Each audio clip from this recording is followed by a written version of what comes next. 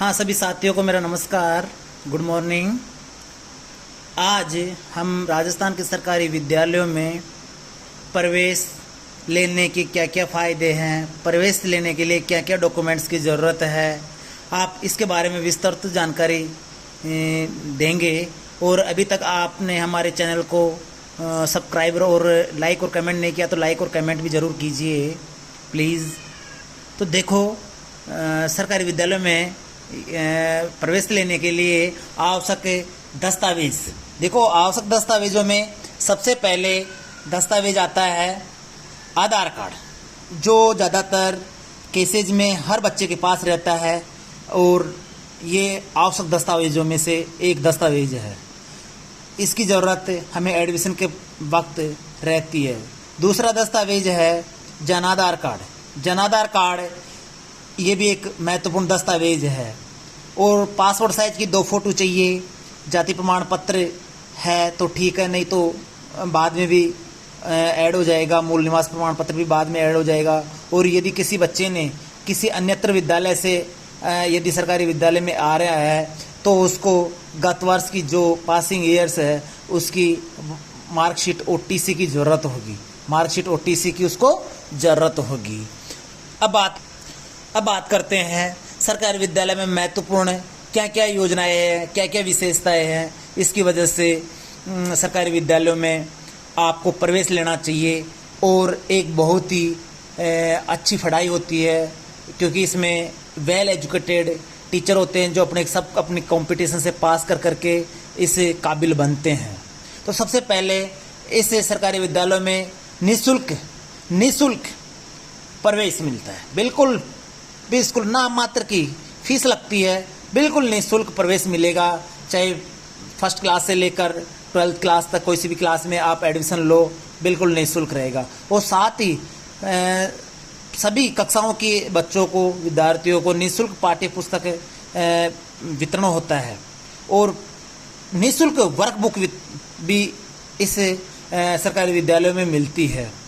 और सबसे महत्वपूर्ण बात है, यदि कोई बच्चा जो 1ली से 8वीं तक के इस क्लास में पढ़ता है, उसको दोपहर का भोजन जिसको पोषाहार बोलते हैं वो भी एक बिल्कुल निःशुल्क मिलता है। और साथ साथ सुबह का जो दूध है,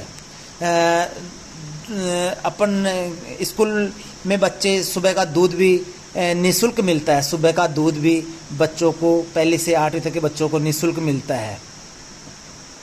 और साथ ही निःशुल्क पोशाक वितरण, ड्रेस, सबसे महत्वपूर्ण योजना में से एक योजना है कि सरकारी विद्यालयों में निःशुल्क पोशाक वितरण होता है। और साथ में आपके खाते में, संबंधित विद्यार्थी के खाते में सिलाई के पैसे भी आते हैं।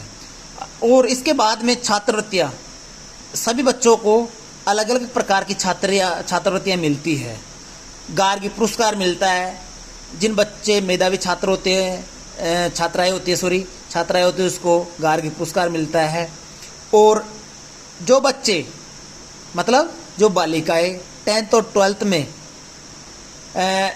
अच्छी परसेंटेज बनाती है, उसको टैबलेट और साथ में स्कूटी भी उस बालिकाओं को मिलती है। और प्रतिवर्ष टूर्नामेंट, राज्य स्तर के, ब्लॉक स्तर के, जिला स्तर के, हर तरह के टूर्नामेंट होते हैं। इससे बालकों का और बालिकाओं का सर्वांगीण विकास होता है। आप सभी को पता है, प्रतिवर्ष टूर्नामेंट होते हैं। और इससे ऐसा मौका होता है कि इसमें जो खेल सर्टिफिकेट मिलता है उससे विभिन्न प्रकार के एडमिशनों में और कंपटीशन के एग्ज़ाम में इसमें छूट मिलती है। और यदि आप पर्टिकुलर किसी PTI की तैयारी करोगे BPED करने के बाद में, तो इसके अंकों का बोनस मिलेगा। अच्छा, एक नेक्स्ट है बालिकाओं के लिए है, स्पेशली ये कि बालिकाओं को उड़ान योजनाओं के तहत सैनिटरी नैपकिन मिलती है। ये बहुत अच्छी योजना है बालिकाओं के लिए। और बालिकाओं को आयरन की गोली भी मिलती है। और स्वास्थ्य का जांच भी, आपको पता है कि सरकारी विद्यालयों में निःशुल्क स्वास्थ्य की जांच होती है। टीम आती है, उसके द्वारा निःशुल्क जांच भी होती है। और बालिकाएं जो कक्षा 9 में पढ़ती है उसको साइकिल वितरण निःशुल्क होता है, साइकिल वितरण निःशुल्क होता है। और जो दूर से बालिकाएं आती है उनको बस का किराया मिलता है। यदि वो साइकिल नहीं लेना चाहे तो उनको, दूर से आती है तो उनको साइकिल नहीं लेना चाहे तो उसको बस का किराया भी मिलता है। और एक सबसे वेरी वेरी इंपॉर्टेंट है 14 नंबर का पॉइंट, राज्य के ज़्यादातर क्षेत्रों में, चाहे वो ब्लॉक लेवल की बात करें, चाहे हम डिस्ट्रिक्ट लेवल की बात करें या अपन रूरल एरियाज़ की बात करें, इस ज़्यादातर एरियो में आजकल Mahatma Gandhi English medium school के नाम से विद्यालय संचालित है जो निःशुल्क इंग्लिश मीडियम में शिक्षा देते हैं। लेकिन इसकी प्रवेश की प्रक्रिया लॉटरी के माध्यम से होती है। आपको ऑनलाइन मित्र के माध्यम से प्रवेश फॉर्म भरना पड़ेगा, उसके बाद में लॉटरी निकलेगी, लॉटरी के तत्पश्चात प्रवेश की प्रक्रिया प्रारंभ होगी, बिल्कुल निःशुल्क और भयमुक्त वातावरण। क्योंकि जो